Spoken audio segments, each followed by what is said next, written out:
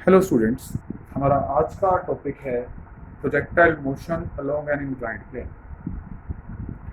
ये एक inclined plane है एक्स ओ एक्स डैश, और इस इंक्लाइंड प्लेन का हॉरिजॉन्टल के साथ एंगल है बीटा, और हमने एक पार्टिकल को हॉरिजॉन्टल के साथ अल्फा एंगल बना के थ्रो किया है।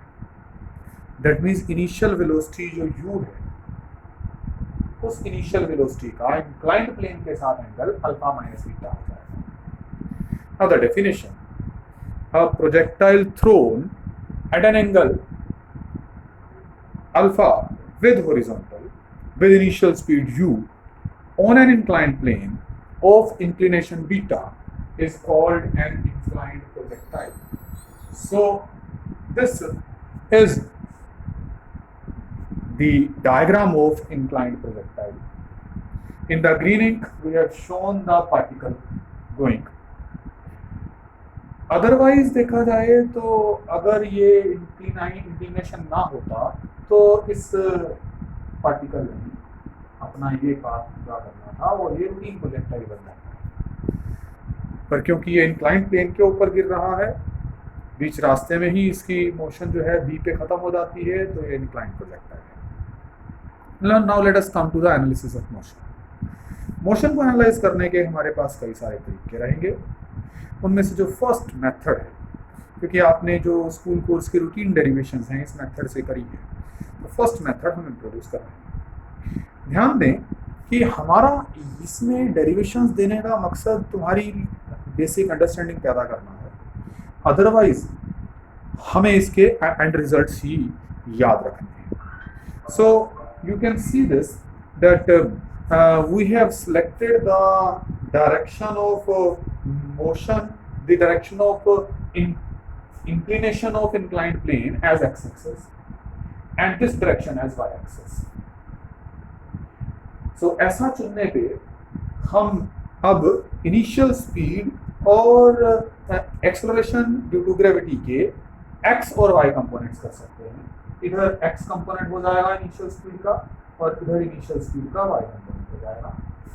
And it is very clear, जो x component of initial speed है वो होगा u cos alpha minus beta और y कंपोनेंट होगा u sin alpha minus beta.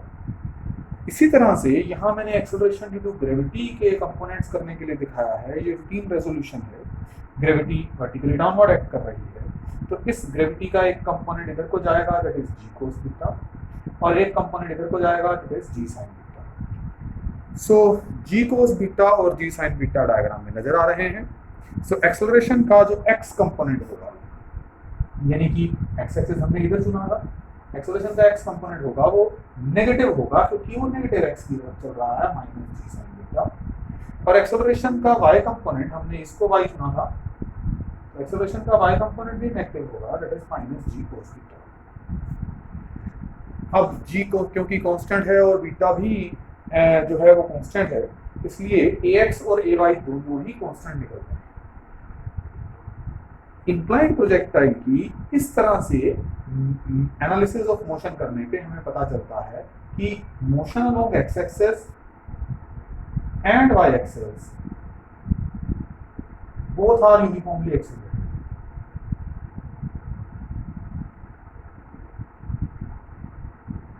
Both are uniformly accelerated, दोनों यूनिफॉर्मली एक्सेलरेटेड हैं। अब इक्वेशंस लिखनी शुरू करते हैं। The equations along x axis. अब अलोंग एक्स एक्सिस की जो इक्वेशन है वो मेरी बननी चाहिए x is equal to ux into t plus half ax into t square.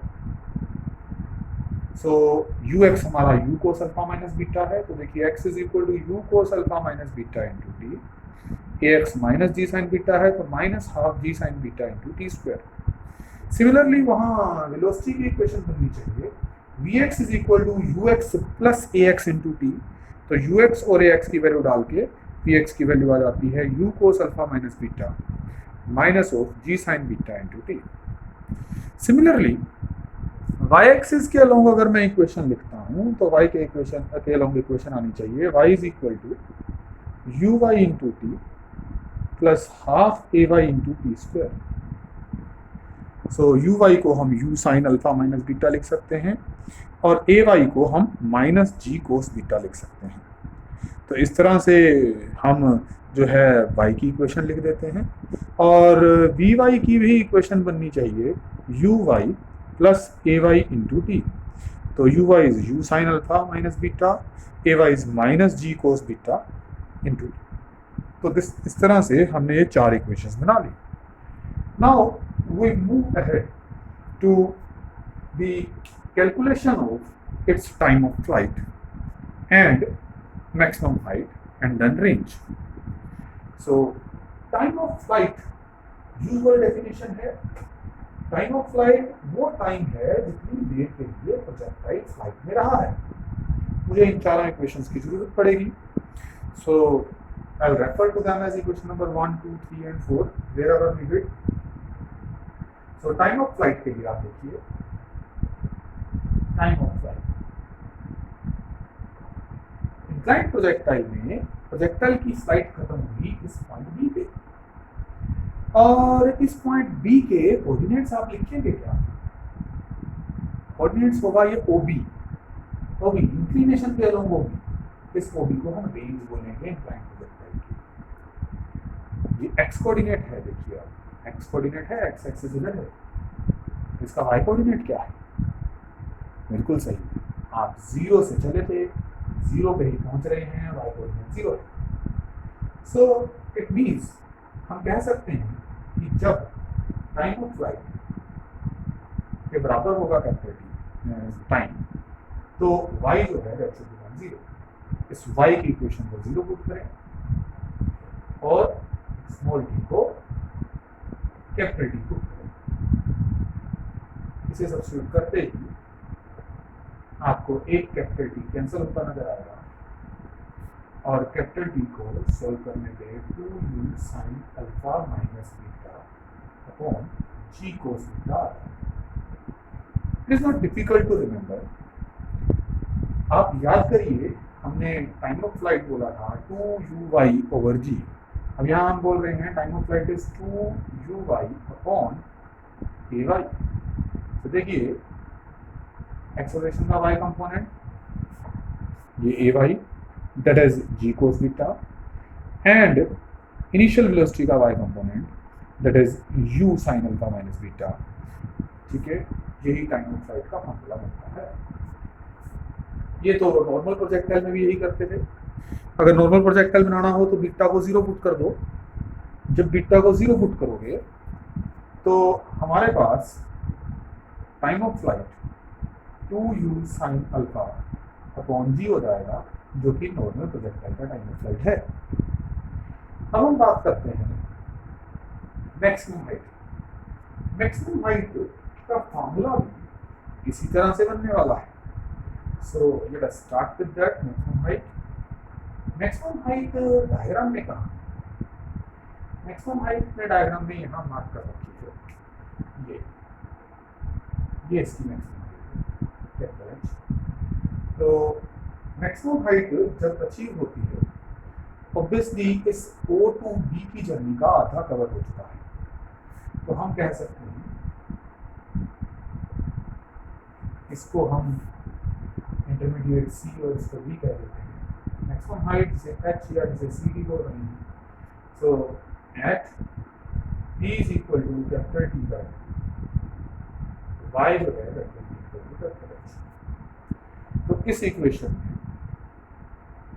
u sine alpha minus beta into t को कैपिटल टी बाई 2 पुट करें minus half g cos beta into capital t square by 4।